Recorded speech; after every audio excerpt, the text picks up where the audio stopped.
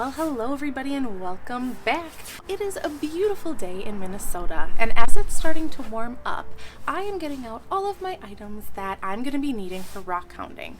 Now, I wanted to show you what those items are so that you know what you might need when you go rock hounding. So of course the items that you need are going to depend based on where you're rock hounding and what type of rock hounding you're doing.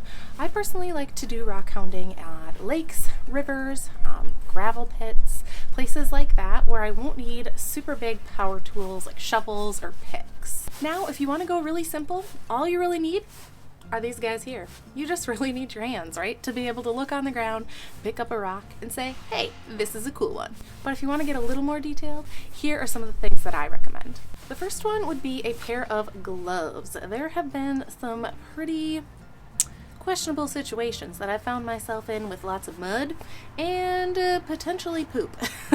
Could be goose poop, could be, I don't know, dog poop, could be anything.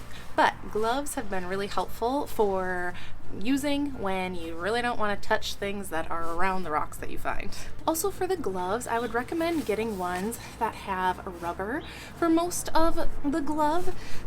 These ones are rubber all throughout, except for this area here is like a little bit of a meshy material, and this will just also help to protect your hands from those gooey situations. The next thing, this one was actually a gift from one of my friends. She gave me this bag. So before I had this bag to put my rocks in, I was actually putting all of my rocks into my fanny pack. And while it worked, my fanny pack got really dirty and really gross really quickly and wet because it didn't have these mesh holes in them to get that dirt out, and then to also let the rocks dry as I was picking them. So I would recommend some type of mesh bag that is a little bit more breathable for you while you're rock hounding. The next thing that I carry with kind of only pertains to like the really hot days, but I have this cooling towel, and on hot days when it is super sunny, I like to keep this and I wrap it around my neck to keep me nice and cool. So just another optional one, but something that I do use a lot, especially on hot days. Also, another really important thing is to bring some sort of a liquid with you. When you're out rock hounding, you're going to be burning calories and using up those calories, so make sure that you have water or some type of beverage with you so that you don't get dehydrated. And I also like to bring a snack just because I like snacks. So usually I bring a snack or two. I don't usually eat them, but I don't know. I like to think that I know they're there. And like I did say, I also sometimes will use this fanny pack when I'm rock hounding, or I will use a big backpack. So the reason that I choose one or the other will depend on how long I will be rock hounding for, and kind of like how deep into the area that I'm going to be going. If I'm going to go pretty deep into the area, I like to bring my backpack because then I can put snacks, water, my bags, my gloves, all those things inside of it, and it's a lot easier. But if I'm only going to be there for a short period of time, or I'm not going to go very deep where I can walk back to my car if I need something, I will use my fanny pack. So the next thing that I think is really important to bring is something to protect yourself with.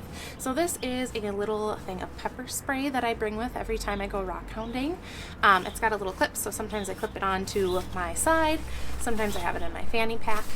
But this can help protect you not only from other people who might be trying to harm you, but it can help protect you from animals. So, if there's ever a wild grizzly bear, now this one might not actually work for a grizzly bear because they have like actual bear spray, but like a dog might come running at you, things like that. This can help you in those type of situations. So I think it's really important to have something to protect yourself with. Along the lines of that, I also bring a knife. Now this isn't always just for protection, but I like to use it for when I'm trying to identify rocks when I'm out rock hounding.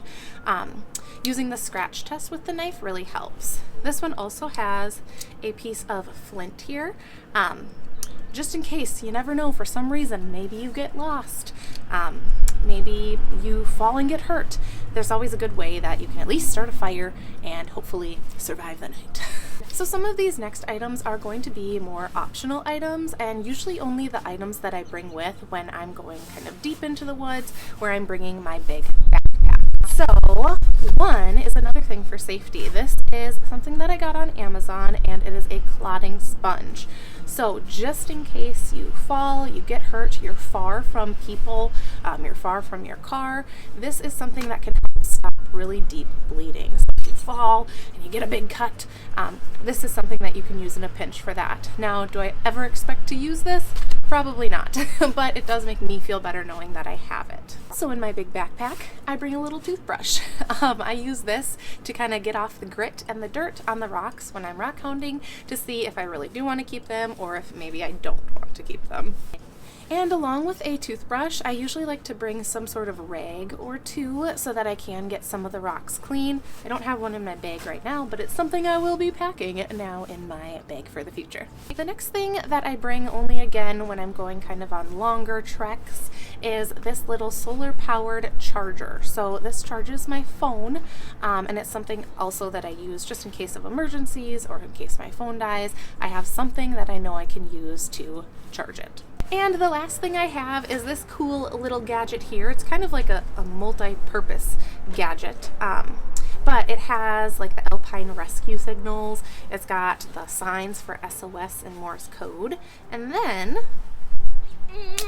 this part, ow, is also another piece of flint. So you take this striking pad, strike it on the flint, and then you can make fire.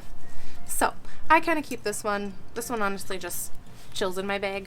I've never actually, well, I have played with it before, but I've never actually needed to use it. But just something else to keep me safe. And that's about all. That's about all I bring when I go rock hounding. Like I said, it kind of will depend on the type of adventure that you're looking for. If you're just going to your local beach, you're not going to need a whole backpack full of supplies. You know, you might only bring your hands and some gloves and a water.